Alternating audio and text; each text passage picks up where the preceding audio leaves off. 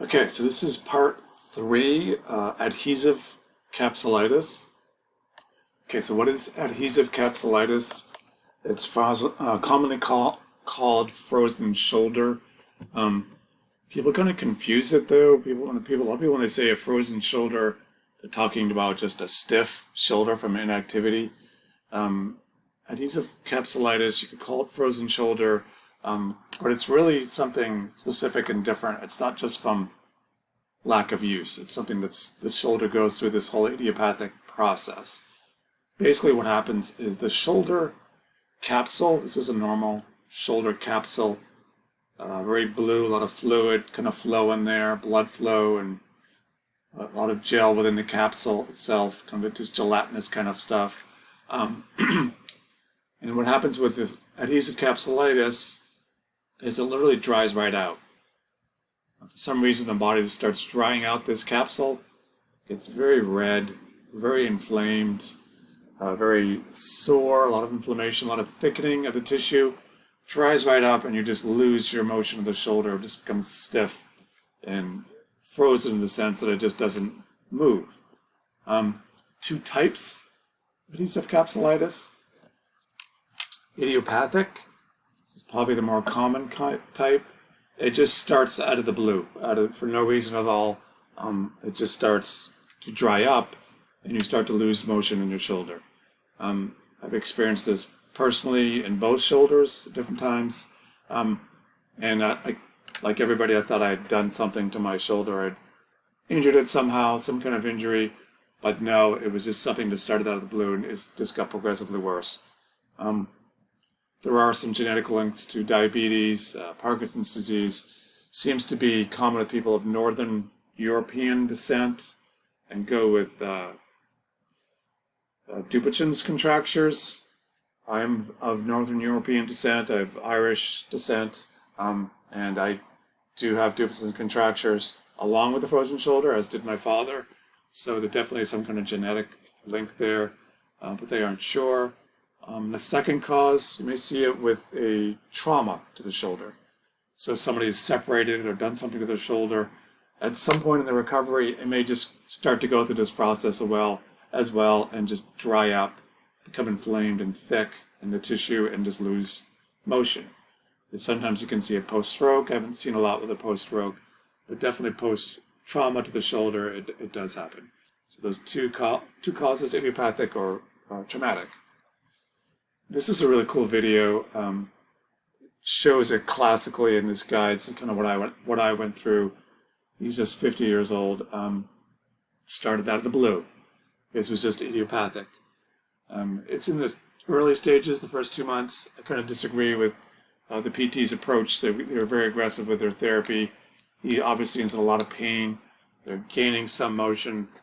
But is it significantly functionally? If you look at the literature, look at the science, early stages therapy helps a little bit, but really does not really help a lot until they get up to like 9 months or so. And that was the case with me. 9 months is like the golden time where I could really start to work it. Impacts about 2 to 5% of the population, and you're generally younger. You're not real old, 40 to 65.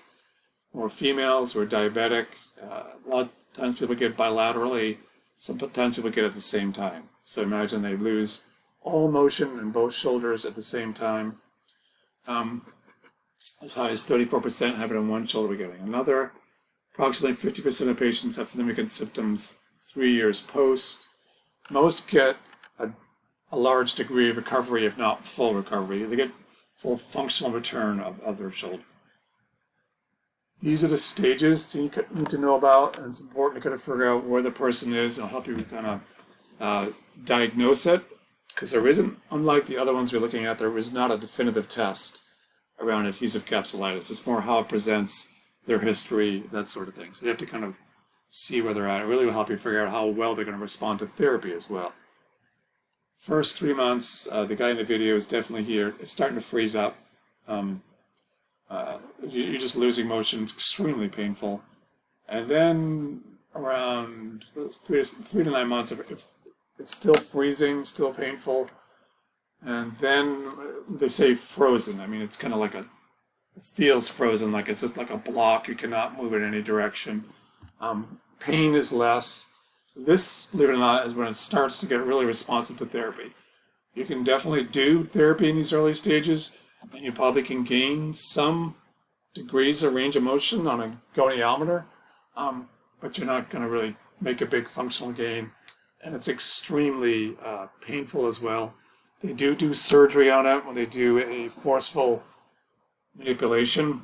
Basically what they do is they knock you out, take your shoulder, and they just kind of force it through the different motions. That's very traumatic to the shoulder. A lot of incidents of torn rotator cuffs. In a lot of cases, it just starts to freeze up again. They offered that to me when I was going through it, and I said, no, I'll just take my chances. Because most people, it does respond to therapy eventually, and it does kind of regain that lost motion. 9 to 15 months, most responsive, and then after that, it starts to thaw out. And these are kind of, they aren't really set in stone. We're kind of doing it to make it easy, and they do these stages to kind of give you a sense of how it progresses. But everybody's a little bit different, and these stages kind of blur with the person.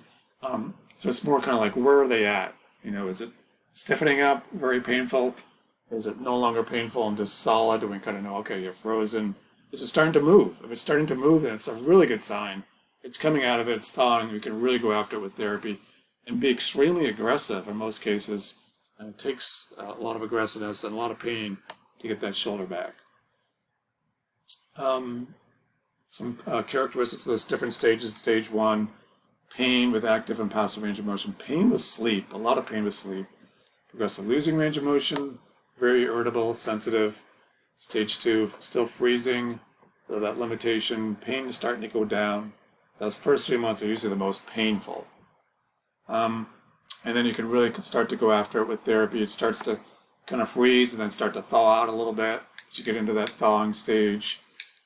Pain is a lot less, except when you're forcing it. When you're forcing it, which you have to do in therapy, you have to really stretch it, then it can be painful, but it's a good pain in the sense that you're going to get that motion back and it's going to last, so it's not going to get stiff again.